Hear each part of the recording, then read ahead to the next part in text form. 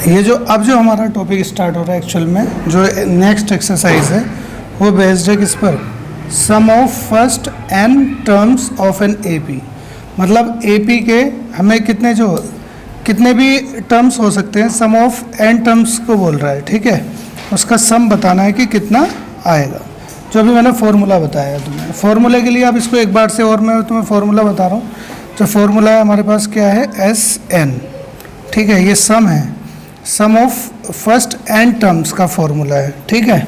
कोई भी एपी है, अगर उस एपी के टर्म्स को अगर हम प्लस कर दें, ऐड कर दें, तो कितना आएगा, ठीक है। उसके लिए फॉर्मूला क्या है हमारे पास, n/2, 2a1 plus n-1 into D, ये हमारा फॉर्मूला है।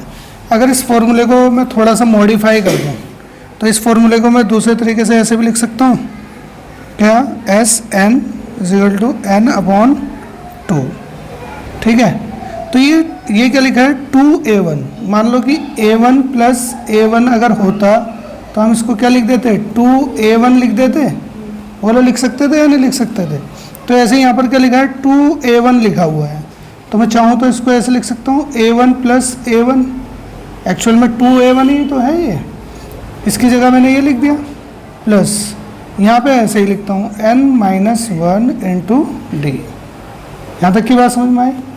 अगर आप ध्यान से देखोगे तो हम कुछ पिछले उसमें हम पढ़ चुके हैं, क्या पढ़ चुके हैं कि ये जो हमारा टर्म होता है इससे हम सम निकालते हैं। an का फॉर्मूला पता है आपको क्या होता है, an का क्या होता है, a1 plus n-1 into D, ये तो फॉर्मूला होता है an का।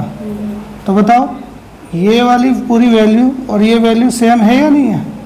देखो यहाँ पर भी a1 है, यहाँ पर भी a1 है, यहाँ पर प्लस, यहाँ पर भी प्लस, यहाँ पर क्या है n-2 और n-1, यहाँ पर भी n-1 और ये d। एक्चुअल में ये पूरी वैल्यू जो है ना इसके इक्वल है, यस और नो।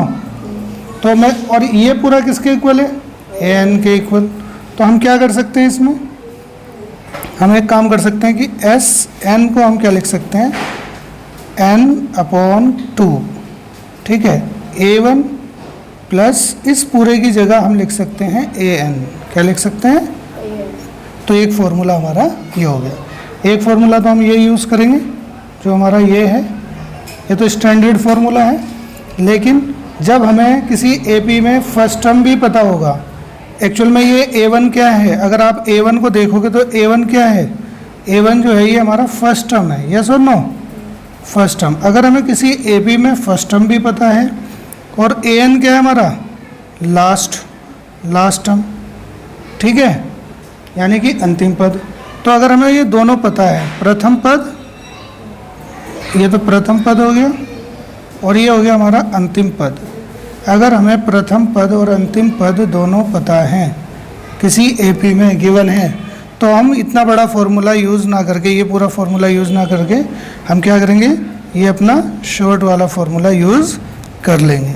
कई बार इस फॉर्मूले को एक तरीके से और लिखा जाता है, कैसे लिखा जाता है वो भी समझो।